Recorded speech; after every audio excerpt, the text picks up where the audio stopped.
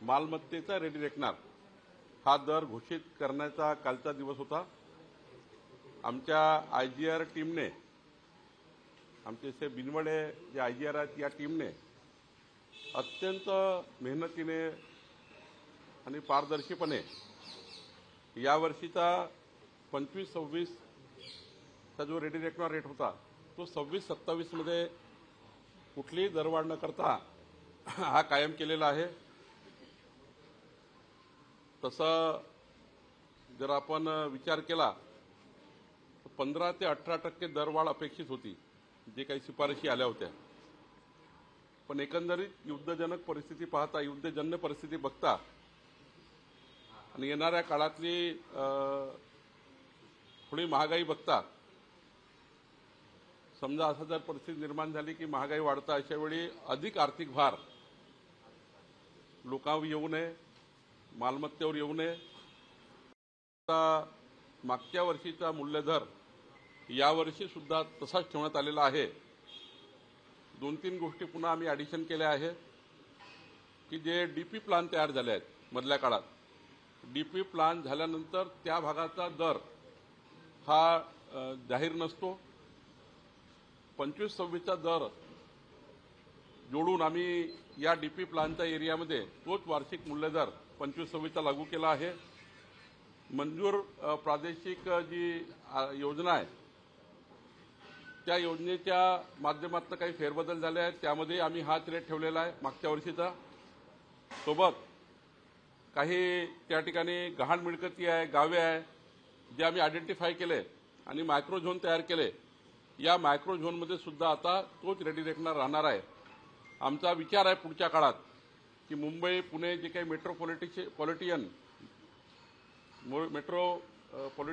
ज्या सिटीज आहेत, नागरी भाग आहे, या नागरी भागामध्ये जे आपला झोन आहे ते मायक्रो झोनिंग करायचं आणि मायक्रो झोनिंग करून जेवढा छोटा झोन करू त्या झोनचे वेगवेगळे रेडी रेकनर रेट राहील। त्यामुळं चुकीच्या लोकांना चुकीचे रेट लागणार नाही। पुढच्या वर्षामध्ये आम्ही मायक्रो झोनिंग करतो आहे, खास करून मुंबईमध्ये, उपनगरमध्ये, ठाणेमध्ये, पुणेमध्ये, नागपूरमध्ये, संभाजीनगरमध्ये या शहरात आम्ही आधी करू आणि इतर राज्यातही मग आपण मायक्रो झोनिंग करणार आहे। यामुळं अव्वाच्या सव्वा रेट प्रॉपर्टीवर लागणार नाही।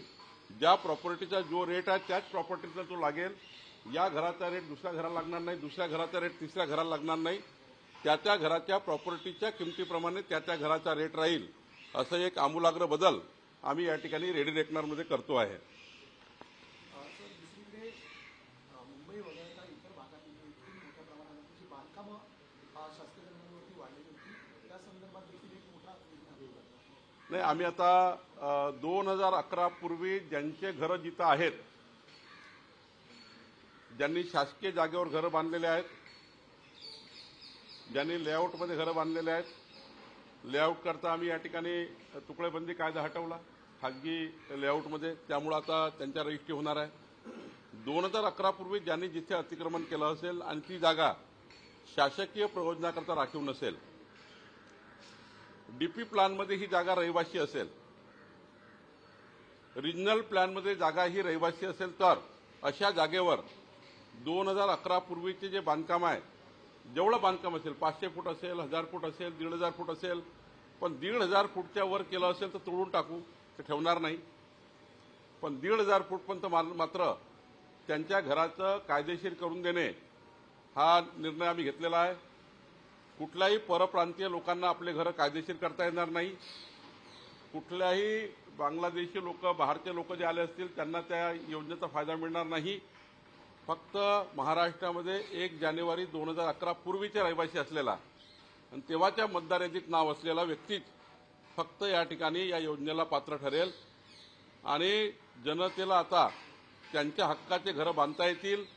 आधी ही मुभा फक्त 500 स्क्वेअर फीटपर्यंत होती, आता 1500 स्क्वेअर फीटपर्यंत केलेली आहे।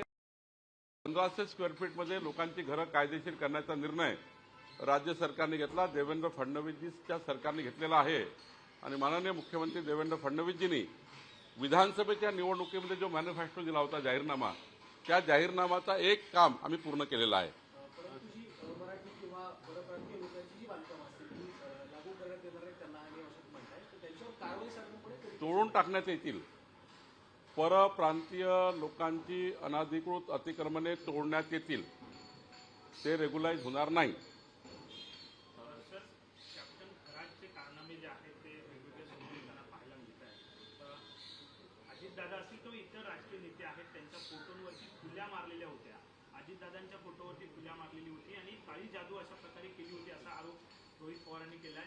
हे सगळं जे आहे ते सत्य बाहेर आलं पाहिजे असंही त्यांनी म्हटलं. मला फक्त एकच वाटतं की माननीय रोहित पवारजी, विजय वडेट्टीवारजी हे जे मीडिया मॅनेजमेंट करताय, अति सेन्सिटिव्ह केसमध्ये जे SIT आहे त्या SITकडे यांनी जाऊन पुरावे दिले पाहिजे. ज्या बाजू SIT समोर मांडायच्या त्या मीडियामध्ये मांडून त्या केसमध्ये अजून जास्त त्या ठिकाणी संभ्रम निर्माण करून जनतेच्या मनामध्ये कल्लोळ निर्माण करण्याचं काम करतायत. इतकी सेन्सिटिव्ह इन्क्वायरी आहे, त्यामध्ये जाऊन बसा ना, SITला काही पुरावे द्या. आता वडेट्टीवार काल बोलले अधिकाऱ्यांच्या परिवाराबद्दल, योग्य नाही आहे कुठल्या अधिकाऱ्याच्या परिवाराबद्दल संशय व्यक्त करणे. असेल माहिती तुम्ही SITला द्या. रोहित पवारचं म्हणणं जर खरं असेल त्यांनी SITला द्या. SIT तयार आहे ना.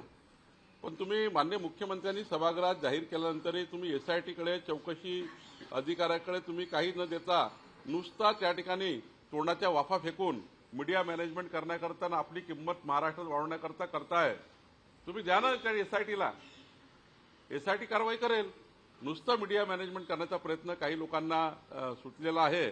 प्रत्येक गोष्टीमध्ये राजकारण आणण्याचा प्रयत्न आहे. त्यांनी माननीय देवेंद्रजींनी खुलं आवाहन केलं आहे, SIT समोर आपले पुरावे द्या. खरात प्रकरणामध्ये ज्या मोठ्या मंडळींचा समावेश असल्याची नावं समोर येत आहेत, या मंडळींची नावं जर सिद्ध झाली किंवा एकंदर या सगळ्या लोकांचा सहभाग सिद्ध झाला तर राज्यातलं महायुतीचं सरकार पडू शकतं असं एकनाथ खडसे म्हणतात. असं आहे, 51% मतं मिळवून सरकार आलं आहे. हे काही अल्पमतातलं सरकार नाही. त्यामुळे एकनाथजी खडसे साहेबांनी सरकार पाडण्याच्या गोष्टीतनं दूर राहावं. एक राहिला प्रश्न, मोठ्या नेते जर त्या चौकशीमध्ये असतील, जे सर्वसाधारण माणसाला चौकशीमध्ये जे नियम आहे, जो कायदा आहे, जी शिक्षा आहे, ती मोठ्या माणसांना होईल. त्यामध्ये कायद्याच्या राज्यामध्ये कोण वाचणार आहे? छोटा की मोठा सारखाच असतो. त्यामुळं ज्यांना छोट्या माणसाला शिक्षा आली मोठ्याही माणसाला होईल. पण याचं सरकार पडणार आहे. हे जे जनतेमध्ये जाऊन सरकार पाडा, अशा काही घटनातून सरकार वगैरे पडत नाही. जनतेत जा, जनतेत मतं मिळवा. आता ते किंचित होत चालले आहे. सरकार पाडण्याचा कशाला विचार करता? सर, टॅक्सचा नुकताच एक अहवाल आलाय. त्यांनी सरकारच्या जवळपास 891 कोटीच्या खर्चावर प्रश्नचिन्ह उपस्थित केलं. मागील 10 वर्षात जवळपास 10,000 प्रश्न जे आहेत ते प्रलंबित असल्याचं म्हटलं. नाही, कॅगच्या अहवालात जे काही पॅरा येतात ना, त्यामध्ये आम्ही म्हणतो रिप्लाय करतो, सरकार त्यांचं खंडन करतं. हे येतात, प्रत्येक विभागात येतात, प्रत्येक खर्चावर येतात. पण त्याचं अधिक स्पष्टीकरण मात्र झालं तर कॅगचा जो काही मुद्दा आहे तो ऑटोमॅटिक निरस्त होऊन जातो, संपून जातो. त्यामुळे मला वाटतं कॅगच्या रिपोर्टबद्दल सरकार नेहमीच कॅगचे खुलासे करत राहतो. खरातची जी पत्नी आहे तिच्या नावे सुद्धा अनेक संपत्ती जी आहे ती समोर येताना पाहायला मिळते, अनेक व्यवहार समोर येताना पाहायला मिळते. मुलाला अटक झालेली आहे, पत्नी मात्र फरार आहे. नाही, जिथे असेल तिथून सरकार आणतात, पोलीस आणतात. पोलीस आपले सक्षम आहे महाराष्ट्राचे. महाराष्ट्र पोलीस हे देशातली सर्वात चांगली पोलीस आहे.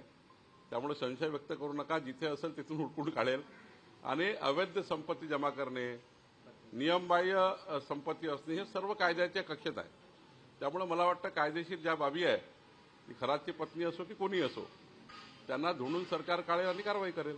बऱ्याच जमिनी आहेत त्या घेतलेल्या पाहायला मिळतात. त्यामुळे महसूल विभाग तुमच्याकडे आहे. त्यामुळे या सगळ्या संदर्भात देखील तुम्ही एक वेगळी चौकशी करणार आहात का? कारण की बऱ्याच जागांचा संबंध SIT जो रिपोर्ट तयार करेल त्यावर महसूलचाही भाग राहणार.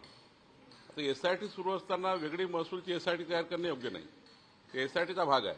ते जेव्हा आम्हाला रिपोर्ट पाठवतील की महसूल खात्याला की ही जागेत गडबड आहे, तेवढाच आमचा महसूल खाता इन्क्वायरी टेक ओव्हर करेल. सर, वडेट्टीवारांनी असं म्हटलंय की खरातच्या मुलीच्या लग्नात ज्यांची नावं होती, राजकीय नेत्यांची अनेक नावं जी आहेत त्या लग्नपत्रिकेवरती पाहायला मिळतात. त्यामुळे अशा लोकांवरती सुद्धा गुन्हे दाखल झाले पाहिजेत अशी मागणी. मी सांगितलं ना, मीडियामध्ये तोंडाच्या वाफा फेकणे आणि मीडिया मॅनेजमेंट करून आपली पद कायम ठेवण्याचं काम काही लोक करतात आहे. वडेट्टीवारजींना माझी विनंती आपल्या माध्यमातून पुन्हा एकदा बाईट घ्या त्यांची जाऊन. वडेट्टीवारला विनंती आहे, तुम्ही पुन्हा एक बाईट घ्या. माझी विनंती त्यांना कळवा की हाय सेन्सिटिव्ह प्रकरणामध्ये काही पुरावे असतील तर SITकडे द्या. मीडियामध्ये बोलून काय फायदा आहे? आपण बघतोय जैन मुनी आणि जैन व्यावसायिकांना खरात यांनी मासा खाण्यासाठी भाग पाडलं. त्यांनी सुद्धा SITला या सगळ्या पद्धतीचा तपास हा दिलेला आहे. कुठेतरी धार्मिक भावना भडकवण्यात आल्याचे सुद्धा प्रयत्न केल्यामुळे जैन समुदाय नाराज असल्याचं पाहायला नाही, ठीक आहे. त्यांनी त्यांचाही सुद्धा जी भावना आहे ते पत्राद्वारे जर SITला कळवलं तर SITची दखल घेईल. ताराराणींचं आहे ते धर्मांतर केलं जातंय असं संजय राऊत म्हणतायत जैन समुदायांकडून. एकीकडे धर्मांतर कायदा आणला मात्र यांना धर्मांतर कायदा मला माहिती आहे, पण माझं एवढंच म्हणणं आहे की जैन पद्मसागर महामुनी जी आहेत, नयन पद्मसागरजी, त्यांनी कुणाच्या दाखल्यावर बोलले, काय बोलले याच्यावर मला काही जास्त अभ्यास नाही. त्यामुळं मी याचं उत्तर देणं काही योग्य नाही. मुंबईच्या महापौर नरहरी झिरवळ यांचा राजीनामा घेतला जाईल अशी चर्चा देखील सुरू झाली आहे. तो संपूर्ण अधिकार माननीय उपमुख्यमंत्री सुनेत्राताई पवारांचा आहे. त्यांनी त्यांच्या पक्षात योग्य निर्णय करायचे आहे. संजय राऊत असं म्हणतात की सरकारने घेतलेले जे काही आर्थिक निर्णय आहेत तो ठेकेदारांना फायदेशीर आहेत. त्यामुळे राऊत म्हणतात की जे काही निर्णय घेतात ते ठेकेदारांच्या हिताचे आहेत सगळे. संजय राऊतचं आजकाल कोणी ऐकत नाही, मी ऐकलं नाही. आपण बघतोय की अकोल्यामध्ये पोलीस अधिकाऱ्यांकडनं शरीरसुखाची मागणी करण्यात आलेली आहे आणि या सगळ्या प्रकरणानंतर महिला या अतिशय आक्रमक झालेल्या आहेत. एकीकडे महिला आयोगाच्या अध्यक्षांनीच राजीनामा दिल्यामुळे दाद कोणाकडे मागावी हाही प्रश्न निर्माण झाला. नाही, आता सक्षम गृह खाता आहे, माननीय मुख्यमंत्र्याकडे काही त्यांनी मागणी केली किंवा तेथील पालकमंत्री आहे, सरकार आहे, पोलीस स्टेशन आहे, त्यांनी योग्य मागणी केली तर 100% त्या ठिकाणी कारवाई होतं. तुम्ही आपल्या माध्यमातून अशा आमच्या बहिणींना विनंती आहे, त्यांनी तातडीनं गुन्हे दाखल करावे. गुन्हे दाखल करून माननीय मुख्यमंत्री आहे, मी वाटल्यास माननीय मुख्यमंत्र्यांना माहितीच आहे, पण अजूनही मी त्या ठिकाणी पुढाकार घेईल, पण त्यांना न्याय मिळेल. मुंबईच्या महापौर म्हणतायत की माझा घसा हा खराब होता आणि जैन मुनींनी दिलेल्या औषधामुळे माझा घसा बरा झाला. आणि या सगळ्या वक्तव्यानंतर अंधश्रद्धा वाढत असल्याचं सुद्धा पाहायला मिळतंय. अंधश्रद्धाचे निकष वेगळे आहे. जैन महामुनी दिलेल्या आशीर्वादाचे वचन वेगळे आहेत. समाजाचं स्वास्थ्य निर्माण करण्याचं काम जैन महामुनी करतात आणि त्यामुळे भावनेच्या आधारावर त्यांनी बोललं असेल आमच्या महापौरांनी, त्यावर तुम्ही अदरवाईज घेऊ नका. भक्तिसागर समाजामध्ये एक चांगल्या पद्धतीचा आदर्श निर्माण करण्याचं काम जैन महामुनी करतात. त्याच्या आधारावर एखादी गोष्ट महापौरांनी बोलली त्याच्यावर अंधश्रद्धा आहे असं आणणे काही योग्य नाही आहे. अंधश्रद्धेचा वेगळा त्या ठिकाणी निकष आहे, कायदे आहे, त्यामुळे याला अंधश्रद्धेशी जोडणे काही योग्य नाही. सर, काल फायनान्शियल इयरच्या शेवटच्या दिवशी आपण 4 दिवसांमध्ये तब्बल 1100 GR शासनाने रिलीज केले. त्यामध्ये 350, 450 गेल्या 2 दिवसांच्या GR आणि शनिवार रविवार सुट्टी दिवशी 200 GR. असा 31 मार्चला कुठलंही सरकार 3 दिवस जे काही तुमचे अकाउंट्स आहेत, जे काही पैसे डिस्बर्स करायचे आहे ते करत असतं. त्याच्यात नवीन GR काही नसतं. तुम्ही जे बजेट अमाऊंट ठेवलेलं आहे ते बजेटेड अमाऊंटला खाली डिस्बर्स करणे. समजा नागपूर जिल्हा परिषद आहे, त्यांचं समजा 20 कोटी बाकी आहे, ते 31 मार्चला ते 20 कोटी पाठवतात. शेवटी हे नवीन नसतं. जे काही तुमचं बजेटेड अलॉकेशन आहे त्या बजेटेड अलॉकेशनला डिस्बर्स करणे, ते खाली पाठवणे, याकरता ते GR काढतात. त्यामुळं हे फायनान्स डिपार्टमेंट मागच्या 50 वर्षापासून हेच चालतं. त्यामुळे याच्यात नवीन नसतं काही. वर्षभरामध्ये ही कामं का केली जातात? बजेट एकदम शेवटच्या शेवटच्या दिवसापर्यंत का आणलं? 31 मार्चपर्यंत जातं. शेवटी लेखाजोखा तयार होते 31 मार्चलाच पर्यंत जातं आणि शेवटी समजा 1000 रुपये बजेट अमाऊंट ठेवला असेल आणि 800 रुपयाचं काम झालं असेल तर 800 रुपये जातात. शेवटच्या दिवशी तुम्हाला पूर्ण कट देतं. केवढं किती काम झालं त्याचं कंप्लायन्स म्हणजे कम्प्लिशन सर्टिफिकेट येतं, CC येतं. म्हणजे फायनान्स डिपार्टमेंट त्या विभागाला CC मागतं, कम्प्लिशन सर्टिफिकेट. तेवढ्या सर्टिफिकेटच्या आधारावर मग तेवढा पैसा रिलीज होतो, म्हणून ते नवीन GR निघतात. पारदर्शकता आहे सर्व एकदम पारदर्शकता आहे. देवेंद्र फडणवीसचं सरकार, आमचं सरकार गतिमान, पारदर्शी, लोकाभिमुख काम करत आहे. लोकाभिमुख सरकारचं प्रतिबिंब जनतेच्या मनावर ठसलेलं आहे. म्हणून तुम्हाला महानगरपालिका, नगरपालिका, जिल्हा परिषदमध्ये मोठा विजय मिळाला आहे. आपके डिपार्टमेंट ने एक बड़ा फैसला लिया। प्रभात लोढ़ा यांनी देखिए